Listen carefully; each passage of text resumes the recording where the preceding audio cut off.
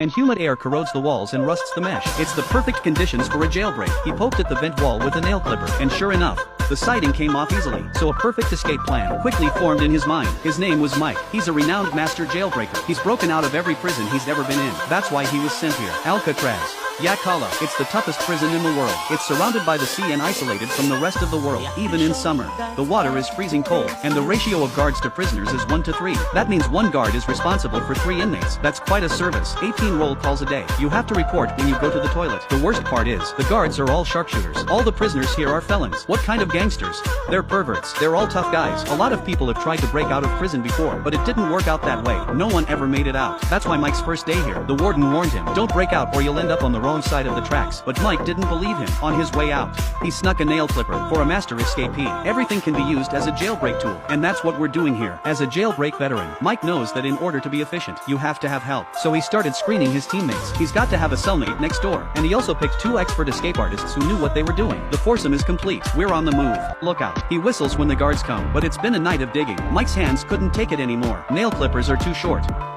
We need a better tool. The next day at dinner, Mike had his eye on the spoon in his hand, so he got it dirty on purpose. Then he asked the guards for a new spoon, and the mate was a real smartass, and he went right after him. Pretend to ask the guard a question, distract him, and Mike gets his spoon and turns away. Looks like he's got one, but he's got 2. You got the spoon, but you still have to modify it. So Mike paid for 10 desserts. For 10 desserts, he traded a coin to his cellmate, and a handful of matches, broke a spoon and a nail clipper, grind the coins to powder with a nail clipper's file, then join the spoon handle to the file, sprinkle the coin powder on the joint, light a match and strike while the iron is hot. We've got a jailbreak weapon. Upgrading your equipment is twice the work with half the effort. So he digs the wall at night. During the day, he secretly dumped the cement slag when the wind was blowing. Soon the wall was almost finished, but there was another problem. Mike realized that the fence was too strong. He couldn't get it off. We'll have to find something to pry it open. This day at the prison factory, he found a wedge that was perfect, but the only problem was that it was attached to a piece of metal on either side. And there's a metal detector at the door. How do we get it out of here? If you take it outside, the metal detector at the door will definitely detect it. What should we do?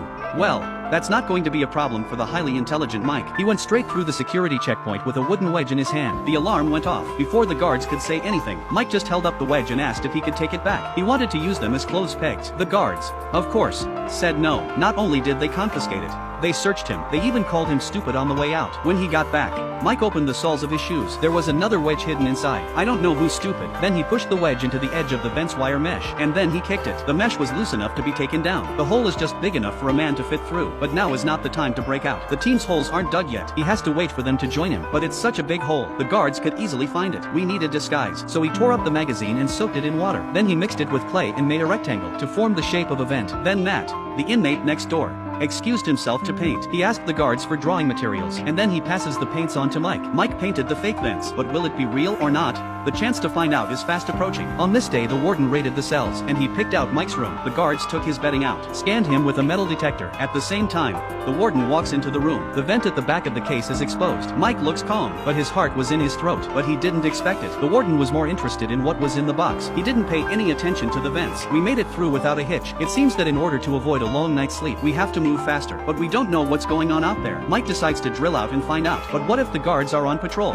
That's why he needed a perfect replacement. Skin colors and dipped it in hair. Then put the head under the quilt. And then you put your head under the covers and pretend you're sleeping. Then you move the suitcase and get out through the vent. And plug the fake vent. Mike climbed down the pipe all the way to the top floor of the prison. He was able to avoid the guards' patrols. And finally, under a barred window. This should lead to the rooftop, but the barred window was very high up. There's no way to reach it. Just then the guards from the cell block came to patrol. It was strange to see Mike sleeping so early today. The inmate next door explained. Mike is not feeling well, so he went to bed early. The guards were just about to leave. Suddenly he dropped his baton. Mike didn't wake up from the noise. The guards felt something was wrong, reaching out to touch him.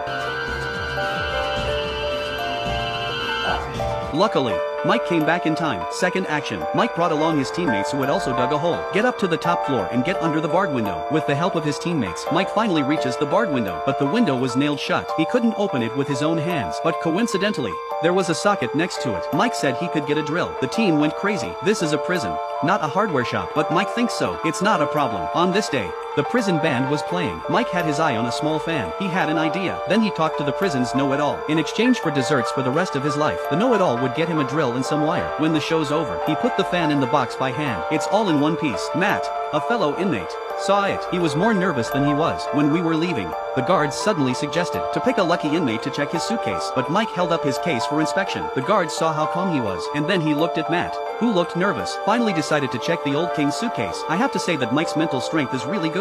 Started by prying open a bar with an iron pipe. He climbed on top of the fence, then he sat on the fence, started drilling screws with an electric drill. Sparks were flying, but the engine power was too low. Drilling screws for half a day did not respond. Luckily, it's not too loud, it's just a little slow. It took the two of them until midnight to finally pry open the barred window. Luckily, there's a dummy on the other side of the cell is covered. They managed to fool the guards on patrol. We'll be able to get out of the prison through the skylight, but there's an ocean outside the prison. How can we cross the sea and make it to the shore?